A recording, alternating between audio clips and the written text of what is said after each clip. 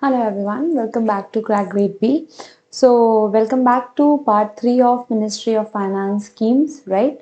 So, today we are going to cover few more of the schemes which are launched by Ministry of Finance. Let's see the first one, that is your gold monetization scheme.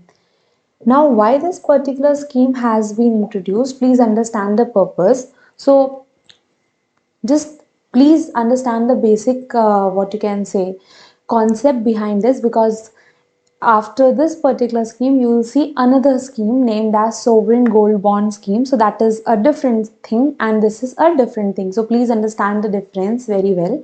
What happens in the gold monetization scheme is that government asks you that if you have gold, then please give it to us, right? Keep it with us and we will monetize your gold. Means at the end of maturity period you can withdraw the amount in cash, and all this while when you will put your gold with us, we will also provide you what? We will also provide you interest on it. Because understand this thing, gold is a scarce commodity, right?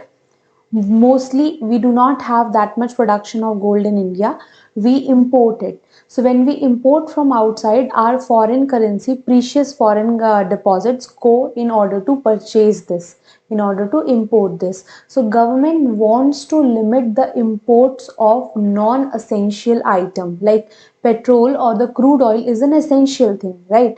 But gold is not an essential thing, correct? This is not very important, so government wants to have the alternates for it, and that's why these kinds of schemes have been introduced. Now let's just see this particular scheme. So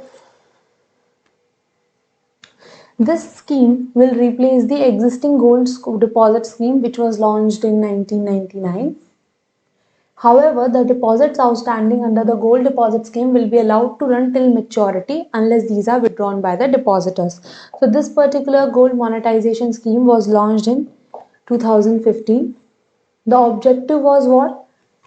To mobilize the gold which has been held by the households and the institutions of the country and facilitate its use for productive purpose, and so that we can in the long term we can reduce the reliance on import of gold. So what is, suppose if I have some investments in gold, I am keeping some gold biscuits in my home. Now government says that please bring those biscuits to us, please deposit it with us. We are going to give you interest, and at the time of maturity we are going to give you cash as well. Whatever will be the worth at that particular time. So this is a benefit for me, because if I'll be keeping gold in my home, then there will be no interest benefit on that.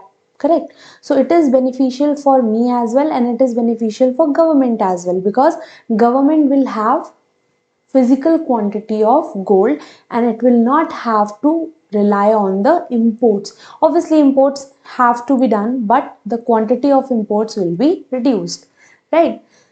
So who's going to implement it? Again, all designated banks will be eligible to implement this, all scheduled commercial banks except the regional rural banks. Who are the persons who are eligible to make deposits? So resident individuals, HUF, proprietorship or partnership from trust, mutual funds, exchange traded funds, companies, etc. All these are included. Minimum deposit at any time shall be 10 grams. You cannot say that, okay, I am wearing a gold ring and it is weighing around 7 grams. Dear government, please keep this ring. Government will say, no, they need at least 10 grams of gold. That is the minimum quantity and there is no maximum limit. Apart from it, whatever gold you will bring, there will be certain testing centers to identify or to check the purity of the gold. So for that particular things, jewelers and refiners will be certified as the CPTCs. CPTCs are testing and certification related to the purity of gold by BIS, and they will be meeting additional eligibility conditions by the IBA. They will be recognized as the GMCTA. GMCTA is Mobilization and Collection Testing Agents. Now, the deposits have been classified under short term, medium term and long term, right? What is the difference? So there is a difference of interest that comes between the medium and long term deposits. If you are depositing it for a shorter period of time, let's say 4 to 5 years, then the interest that will be earned by you will be lesser. And if you are depositing for a longer period of time, then automatically you are going to get a higher rate of interest, right? So let's see short term bank deposits. Redemption of principal and interest at maturity will, at the option of depositor, be either in Indian rupees or and accrued rate based on the price of gold prevailing at the time of redemption or in gold. You can take money, you can take gold as well, right? Both the options are there. The rate of interest payable in the case of deposits with broken period shall be calculated as the sum of interest for the completed year plus interest for the number of remaining days, where ARI is annual rate of interest. So if you are depositing gold for a short period of time, then you will be receiving interest in shorter amounts as well. If you are depositing for a number of days, then your interest calculation will also be based on number of days. Next is medium term and long term gold deposits.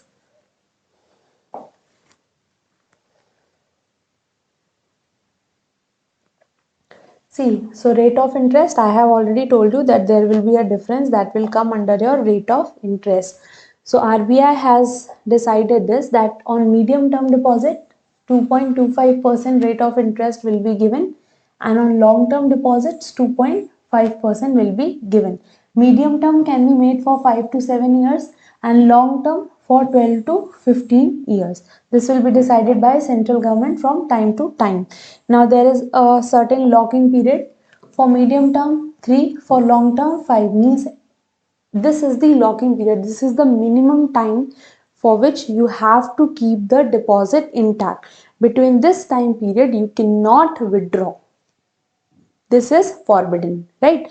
So medium term, you already know that medium term we are calling at 5 to 7 years. Out of that, 3 years is your lock-in period. For 3 years you cannot withdraw it. Next is, let's see few of the key features. I am just telling you the ones which are important. See, so the deposits will attract CRR as well as the SLR requirement as per applicable instrument. See, who is going to keep these deposits, right? Banks will keep these deposits. So CRR and SLR requirement is that if bank is receiving 100 rupees as deposit, then bank will keep 4%, let's assume it, 4%, that is 4 rupees in form of cash, and other 26 rupees in form of some securities. That is called as statutory liquidity ratio, and one is called as the cash reserve ratio. So both of these you will be reading under economics, right? This is not covered in finance, but CRR is cash reserve ratio, SLR is statutory liquidity ratio, where the banks are asked that whatever deposit you are receiving, please keep a part of it in form of securities or cash. You cannot lend the total. Suppose I am bank, right? One person came to me, he deposited 100 rupees in the bank account. Now RBI says you cannot lend total 100 rupees to someone else. You cannot do that. Otherwise you will fail in no time. So what you have to do is you have to keep certain money in form of CRR and SLR. That means you have to keep certain reserves so that in the times of adversity you can use these reserves in order to pay off to your customers, right?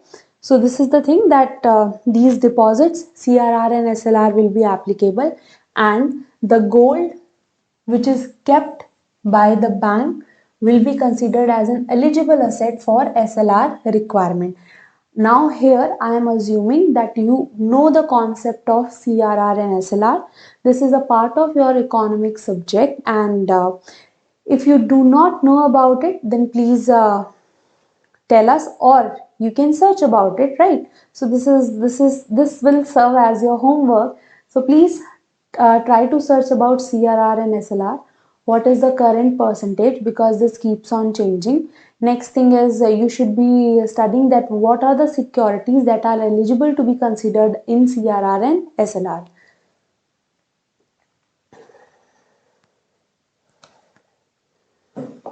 Next, these are few of the things which you can read, miscellaneous things, not very important. Next is retail direct scheme. So you all must be knowing about that government securities are issued by the government, but actually government does not do it. Government has an agent. So RBI does it on behalf of government. I am concluding this statement. I am saying government securities are issued by RBI on behalf of government, right? So now RBI wants to enlarge the market of government security. RBI wants that every other person should be able to invest in government securities. Right now what was happening was that government securities market was dominated by institutions, financial institutions and other sort of uh, big impact investors, right? But individual investors were not a very big part of it. So hence, in order to enable the retail level investors to come up and invest in government securities, this particular scheme has been launched, that is retail direct scheme. So, retail direct scheme is a one-stop solution to facilitate investments in government securities by individual investors. RBI wants that everyone should be able to invest in government securities. So what RBI has said that under this particular scheme, you can open your gilt securities account. That is retail direct gilt account with RBI. What are gilt securities? So government securities are known as gilt securities because these are practically risk free. There is no kind of risk which is involved with government securities. Why? Because your government securities are government, first thing, government will never default, right? Or some kinds of government do default, but this is being assumed that a sovereign government cannot default because it has the power of printing money. It can print money, hence it will not default. So therefore these are considered as risk free. Now why this particular scheme has been launched? To diversify the market for government securities, which is currently dominated by institutional investors like bank, insurance firm, mutual funds, etc. Foreign portfolio investors are also there, but they have been just a part of 2-3%. That means if there are 100 investors, if the government security market is of 100 rupees, then they are representing just 2 to 3 rupees. They are just limited up to that. So therefore RBI wants to include the individuals as well. So what you can do using these particular account, you can invest in central government securities, treasury bills, state development loans, sovereign gold bonds. We are going to read about sovereign gold bonds. So if you are not able to understand what is the meaning of sovereign gold bonds, please hold on. They can invest in primary as well as secondary market securities. Negotiated dealing system order matching segment means RBI screen based or electronic order matching system for trading in government security. Please remember this. This is important. Now, let me tell you two things over here. First thing, we have in India two kinds of government. One is central government, other one is state government, right? Central government can issue two type of securities. One is treasury bills, other one is your G-Secs, right? For state governments, they just can issue one type of security that is called as state development loans. Now, coming back to your central government. So, for short term securities, if these are issued by your central government, then these are known as treasury bills. These are short term. If government wants to borrow for a longer period of time, then government will issue G-Sec. State governments, they can only borrow for a longer period of time, called as in form of state development loans, right? What are sovereign bond scheme? So under this particular scheme, obviously government is taking loan. Government is giving you alternative that please do not invest in gold, please invest in our this particular scheme, right? You will get returns in this, whereas if you will invest in golds, that will be a dead investment and you will not be receiving any kind of interest in that, right? Next thing, see,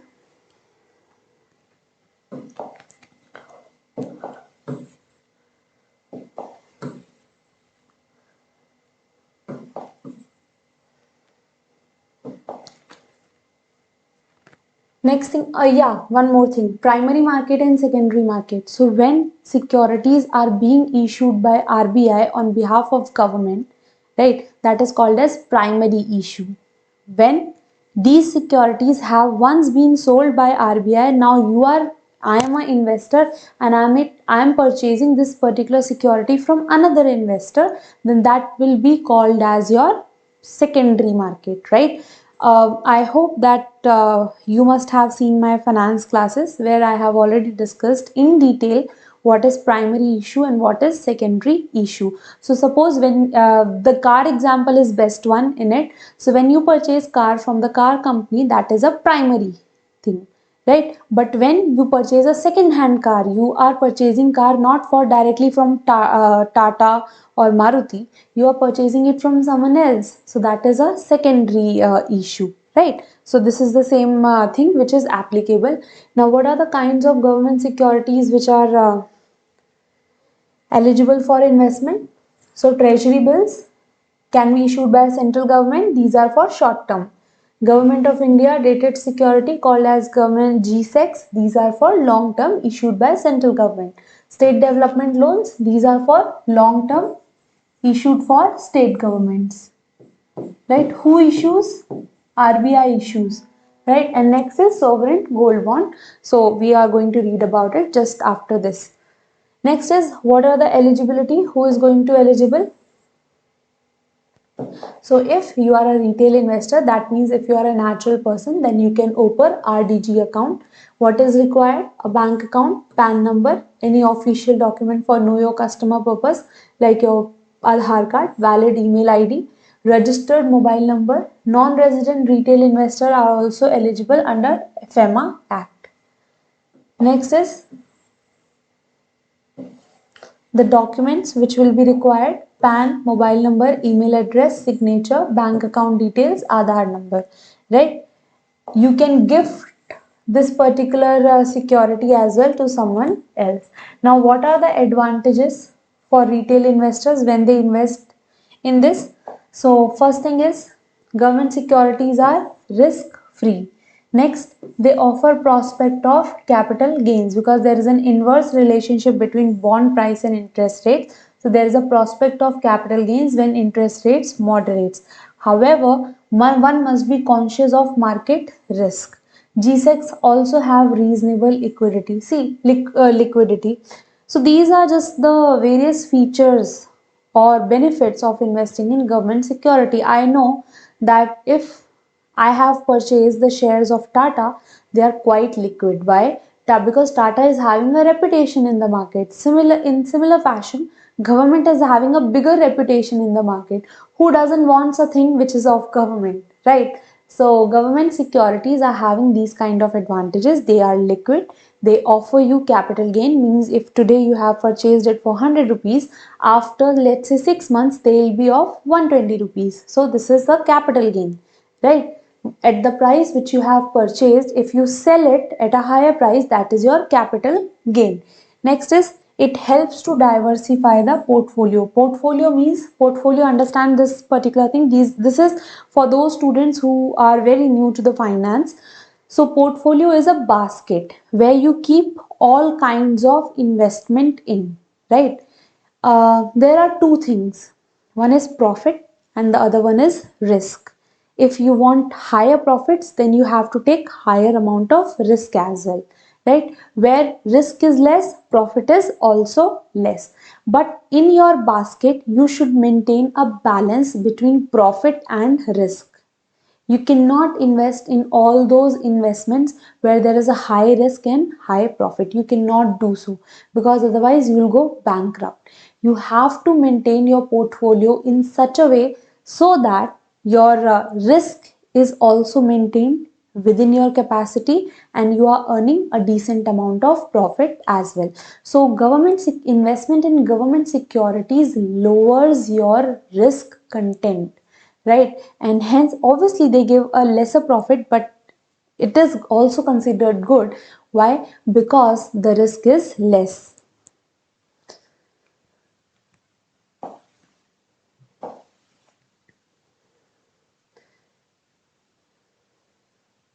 Now let's see what are the minimum investments and maximum investments.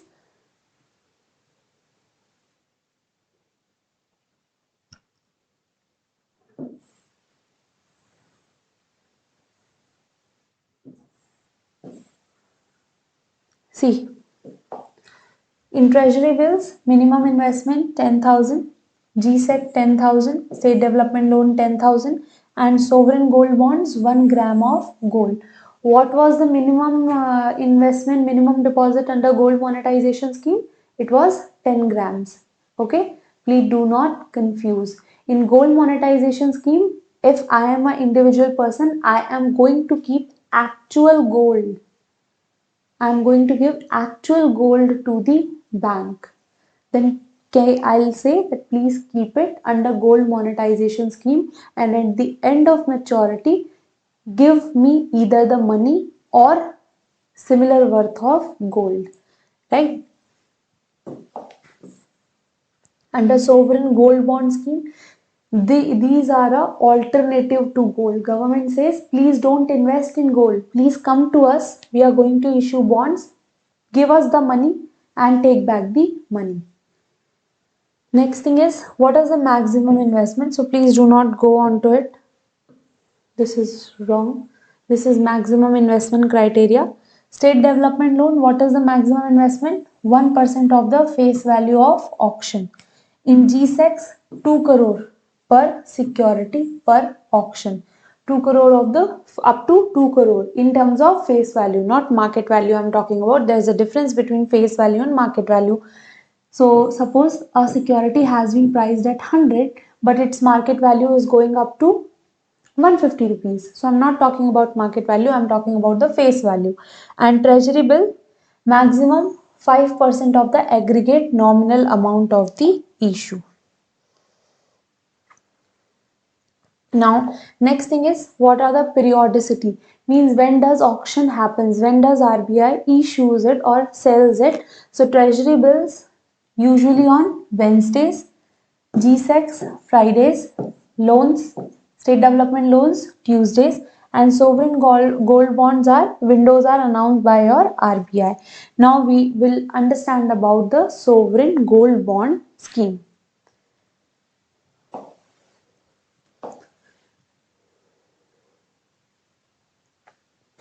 See,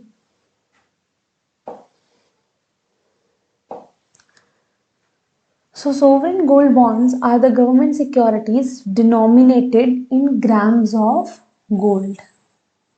Denomination, but in reality, what are these are government securities. They are substitutes for holding physical gold.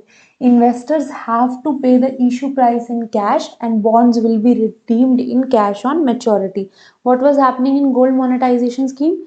You have to keep actual gold with the bank. You have to deposit actual gold to the bank, and at the maturity you have the option that you can collect cash or gold. In sovereign gold bond scheme, what is actually happening is, this is a bond. If you understand what a bond is issued at a lesser price and redeemed at a face value, right? So suppose the face value is 100 rupees, but I will redeem it, oh sorry, I will issue it at 90 rupees. Means I have taken from public 90 rupees, but when I will pay back to them, I will give them 100 rupees in return. So the difference of 10 is the interest which you are paying to the public, right? But in sovereign gold bond scheme, these bonds are denominated in grams of gold. That means when we talk about notes, currency, this is denominated in rupees. So 1 rupee, 100 rupee, 200 rupees, 500 rupees, right? That is the denomination. So sovereign gold bonds, they are denominated in grams of gold. Who is going to issue? So obviously RBI is going to issue on behalf of government. What is the tenure? Tenure will be period of 8 years. You can exit the scheme after 5th year. So that means 5-year period is the lock-in period. Remember that particular thing. Investors will be compensated with a fixed rate of 2.5% per annum. Who is eligible? So persons who are resident in India under FEMA Act are eligible to invest. Eligible investors include individual, trust, university. Individual investors with subsequent change in residential status can also hold it till redemption or maturity. That means till redemption, even if your residential status is changing, that is not going to impact us. What is the minimum investment? So minimum investment shall be 1 gram with a maximum limit of subscription of 4 kg for individuals, 4 kg of HUF and 20 kg for trust and similar entities. Why they are writing this in grams and kgs and all those things? We have just read that investor has to pay in cash and he will receive back also cash. So I have told you, please do not confuse it, right? As an investor, you are going to give the government cash and government will also give back to you cash. Just these securities are denominated in grams, right? So the quantity or the number of securities which a person can hold is limited for individuals at 4 kg, right? For HUF 4 kg and 20 kg for trust and similar entities.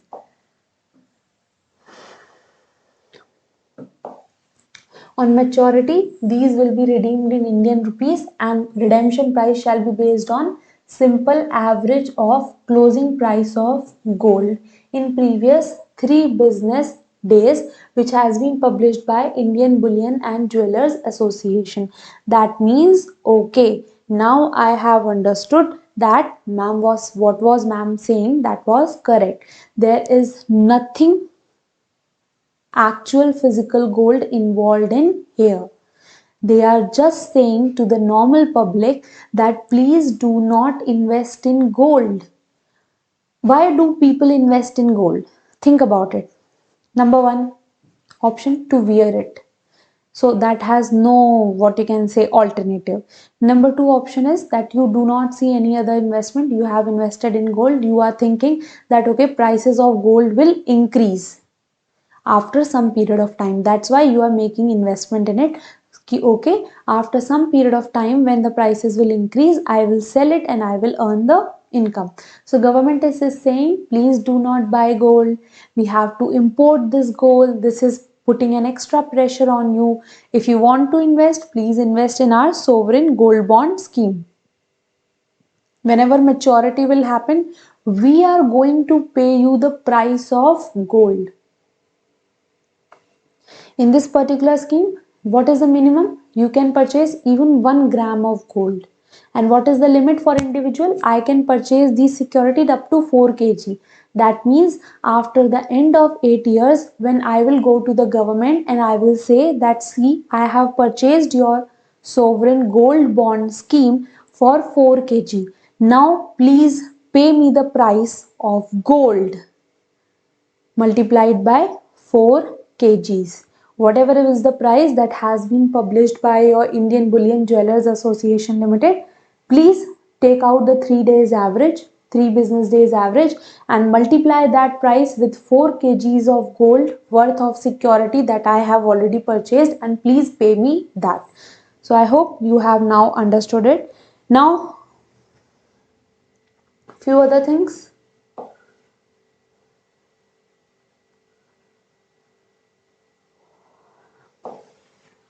So in case of joint holding, the limit applies to first applicant. Annual ceiling will include bonds subscribed under different tranches due to initial issuance. The bonds will be denominated in multiples of grams. Minimum investment will be 1 grams of gold. The gold bonds will be issued as Government of India stock under Government Securities Act 2006, right? Bonds can be used as collateral for loans, and bonds will be tradable on stock exchanges. So all of these things are important. Please just have a look onto it.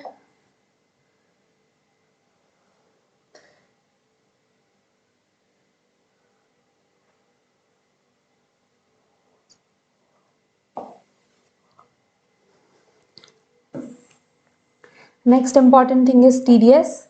TDS is not applicable on this particular bond. It is responsibility of the bond holder to comply with the tax laws. Government is not imposing any other kind of restriction. Now the sovereign gold bond scheme 2022 has come up. Issue price is 5091 per gram, as also published by RBI. So this was the date and this is the price. So suppose today I am thinking that okay, let's purchase 10 grams of gold. So government is stopping me. Government is saying please do not purchase gold.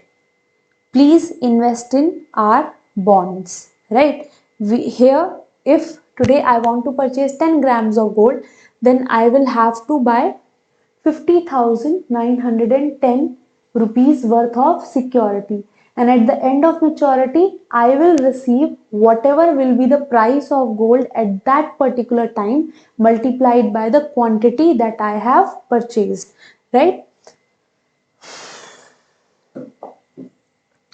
Government of India and also in consultation with the RBI has decided to allow discount of 50 only per gram from the issue price to those investors who apply online. So this is to support digital India, that if you apply online and all those things, then we are going to give you the discount of 50 rupees. Next is series 2. Earlier one was came in June. Now in August the prices have increased, right? The same discount thing. Next is PSB loan in 59minutes.com. So 59 minutes means they are giving approval to the loans within 59 minutes in principle loan. This particular scheme has came out in order to assist the businesses who want loans. Obviously there is a limit to it. You have to give certain kinds of document. There are certain checks and balances, but yes, this has been made in order to ease up the process of loan application, so that all those businesses who are in the need of funds can avail it. Various types of loans are covered in it. Now let's just see what are these. So this was launched in 2018. Objective was that it is an online marketplace to cater to various financial aspirations of individuals and businesses in simple, quick and hassle-free way. The initiative aims at automation and digitization of various processes of business loan. So what type of loans are covered under this? Mudra loan in principle approvals currently are provided from loan value of 10,000 to 10 lakhs. Personal loans value up to 20 lakhs approval is provided under this particular scheme. Home loan value up to 10 crores is provided under this particular scheme.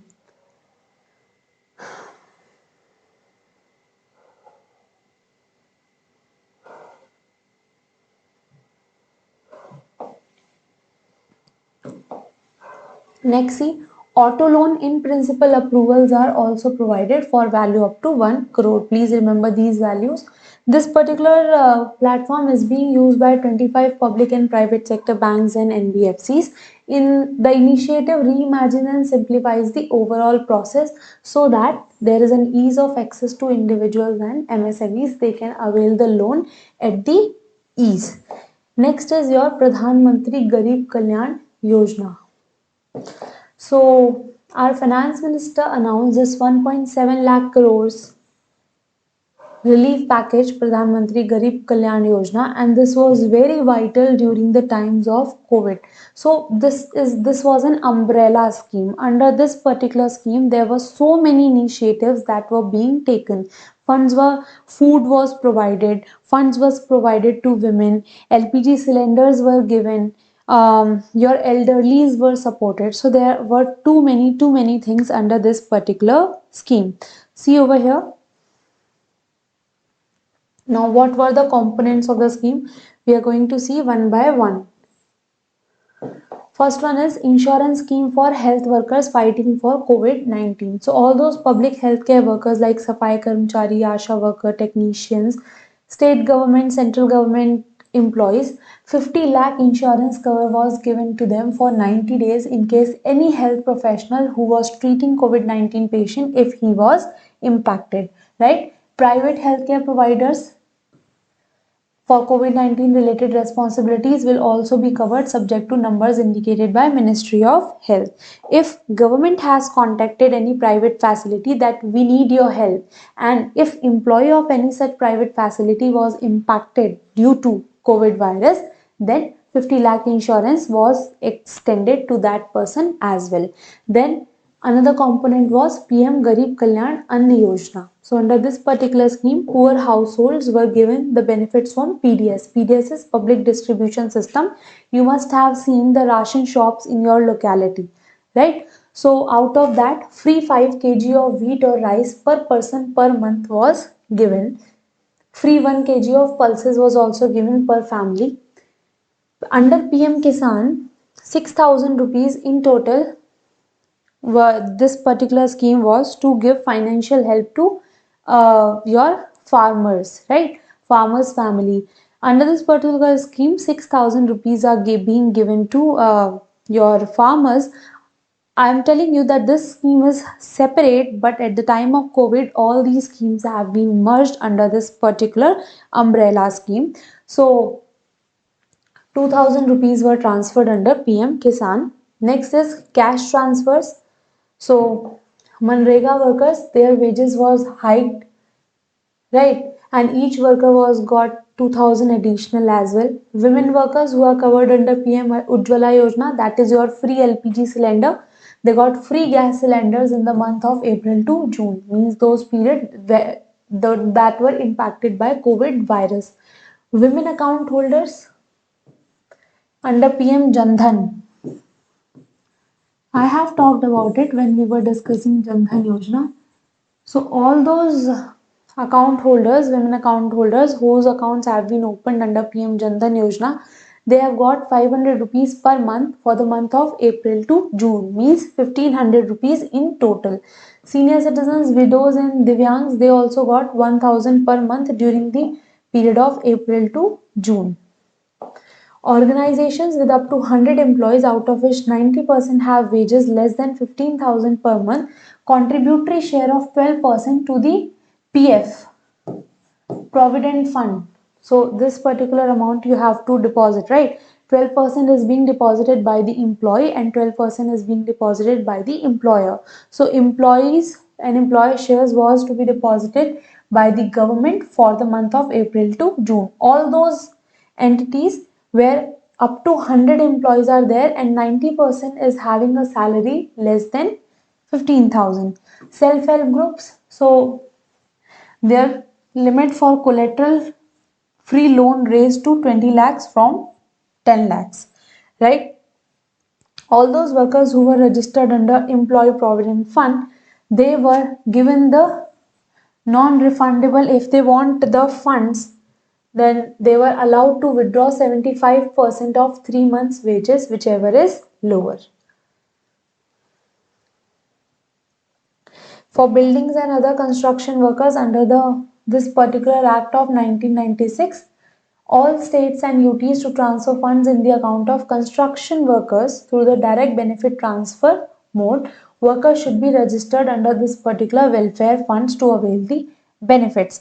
And all those schemes where PM Khanish Kshetra Kalyan Yojana is going on.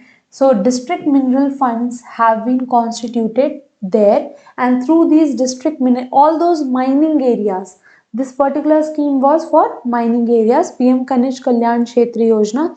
So district mineral funds have provided the facilities of medical testing and screening as well during the times of COVID, right? Now let's talk about the Pradhan Mantri Garib Kalyan Ann Yojana.